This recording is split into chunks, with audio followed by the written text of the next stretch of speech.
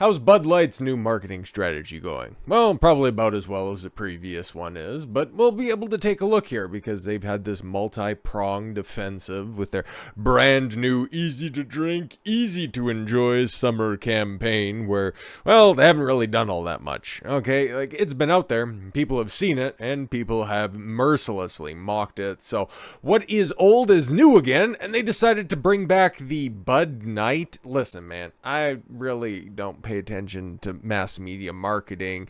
I don't have ads because, you know, got the YouTube premium thing, and a Rumble, when you sign up for an account, they don't show you any ads or anything like that. So I'm really kind of out of the loop. I have no idea what any of these marketing strategies, whatever these campaigns are doing for anybody. Like the last one that I've seen from Bud Light prior to the Mulvaney stuff was up. Like it's been a hot second for me, so I guess there's some sort of love surrounding this Bud Night fellow thing. I have no idea. Bud Light is apparently dusting off an old advertising mascot amid ongoing backlash stemming from their partnership with polarizing transgender influencer Dylan Mulvaney.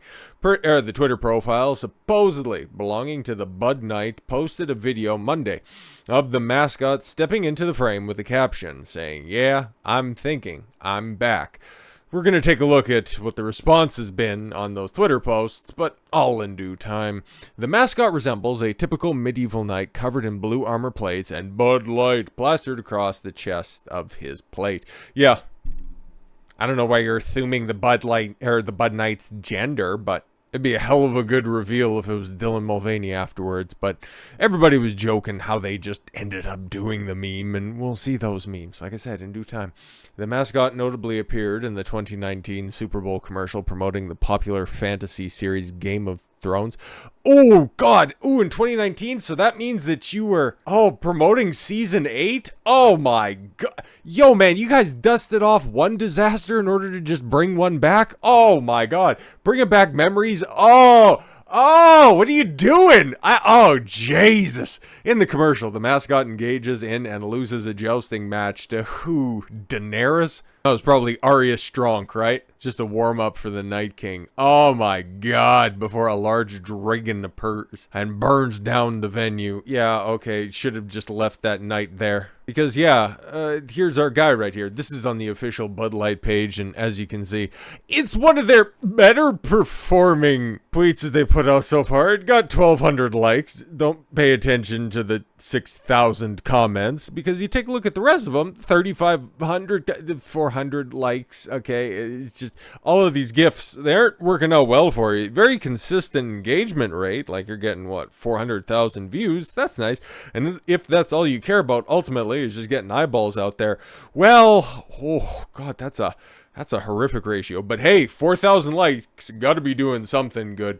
It's the 4th of July weekend. Enjoy some beers, and haven't posted anything since. It's kind of like the Bud Night account, right? Posts, "I'm back."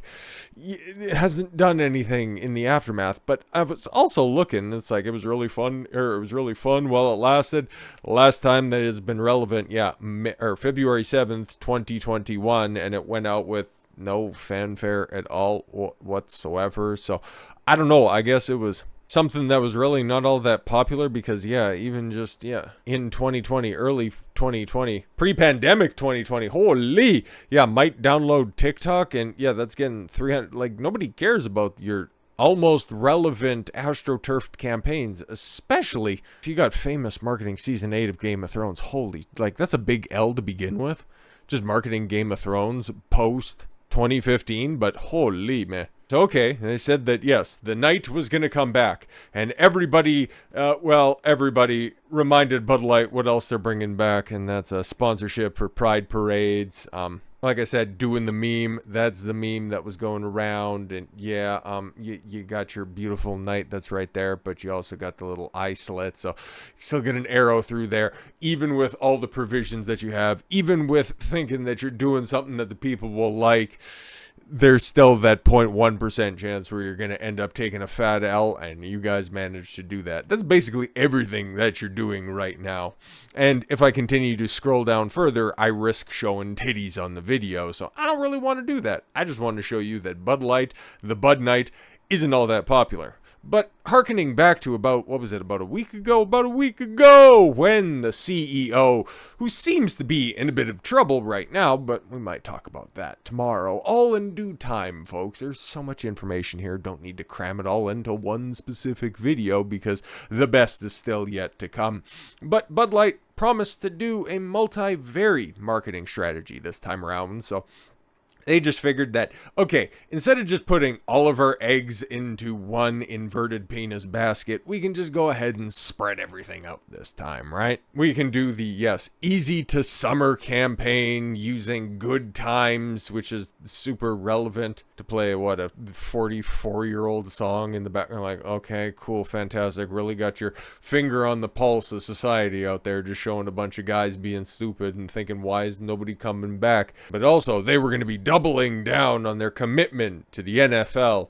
Meanwhile, the season doesn't start until after the summer. So I was just thinking, how well has the NFL campaigns really worked out for Bud Light? Because we've seen how well they've worked out with MLB. Nobody wanting to go within 100 feet of any of the kiosks selling Bud Light. So that's tough. So what about taking a look at some sponsorship videos that came out a few years ago? Now, obviously, okay, you got the Cleveland Browns, probably a good analogy to how well Bud Light in general is performing, to go ahead and sponsor the Browns. And hey, look at that. You got Myles Garrett, you got another player I don't recognize, and hey, you even got the Knight there. And then you got, that's a wrestler. That's the Miz, right? Oh, and we seen Bud Light say that they were going to double down with the NFL.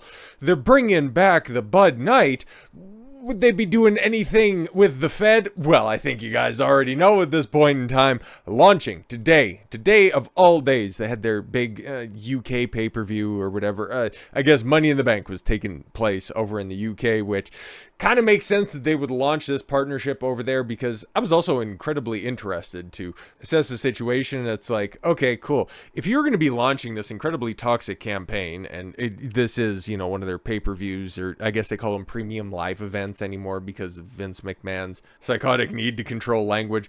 I love Vince McMahon. He's a hilarious dude, but he's fucking quirky, to say the best. But okay, you're going to have your big goofy CGI beer cans. I guess the men's Money in the Bank match is going to be brought to you by Bud Light or replays or some shit like that. It's going to be the winner's toast brought to you by Bud Light. Let's go and take a look at the Wile E. Coyote cam. Yo, man, I really used to like the Fed, so I was paying attention to if anything cool was going to happen during this pay-per-view, but all the big storylines and everybody who's still around there right now, I don't give a fuck about, so it's really tough for me to care. But then I see that, Bud Light is launching a sponsorship with Bud Light. I guess that kind of makes sense why Brock Lesnar wasn't booked for the card.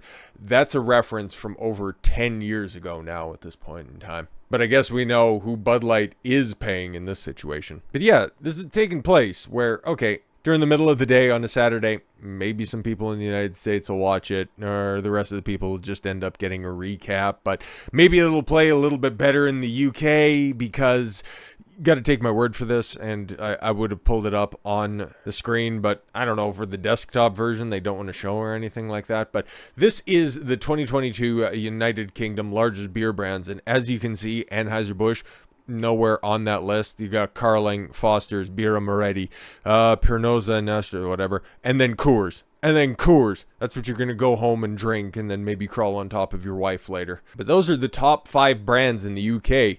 Hence why they ended up launching this campaign right there. And it's not playing well for the people that are at least watching it, because this is some guy, taking a picture of his screen while he's watching Money in the Bank, which, hey man, if you're entertained by that, fantastic. I haven't had the urge to go back to the Fed in, it's been oh my lord, it's been years now at this point in time. I was really close to watching some AEW, but I ain't forking out $50 and devoting like 6 hours of my time to watch a pay-per-view. Fuck that.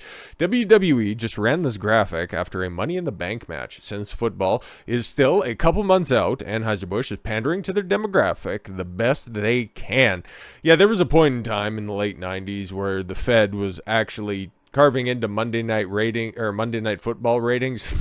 That's not even the point now, but now to launch, like, it doesn't make a whole hell of a lot of sense other than, yeah, this was probably contractually obligated, and Maybe he was just playing up on old sponsorships.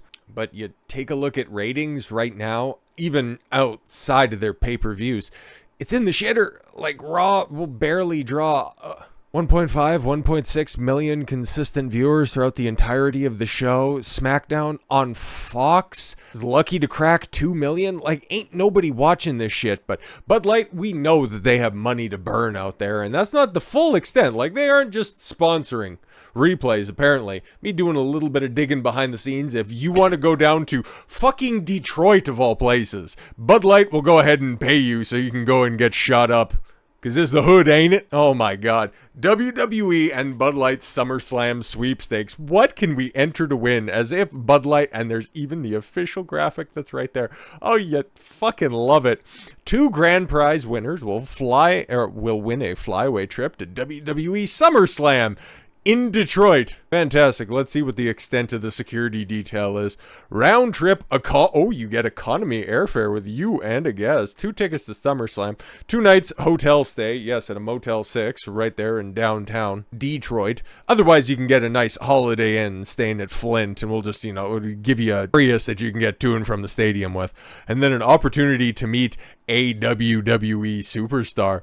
Ooh! It's hilarious. It's so funny that they're trying to rehab their image by just giving away whatever profits they have left. Like, we know, Bud Light, $10,000 a week, apparently. Enter a sweepstake. Giving away practically free beer.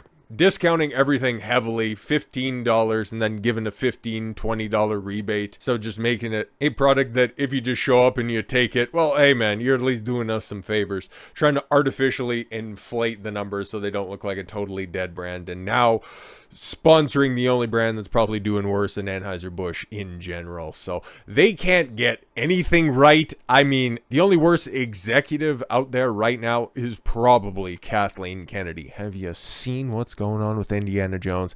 We'll probably talk about that tomorrow. And speaking of tomorrow, hopefully we'll be able to do a nice little stream talking about RFK, and if a couple of good people that are out there, literally like 4 subs at this point in time away, we can celebrate 5,000 subscribers on this glorious channel thanks to all of you that are out there, and I really, really, really do appreciate that. So make a little boys make a wish, okay, and just push me over that hump if you don't mind. But with all that said, thank you all very much for the gift of your time. I've been Don Consuelo. I want you to follow your gut and get after it. Take care, everyone.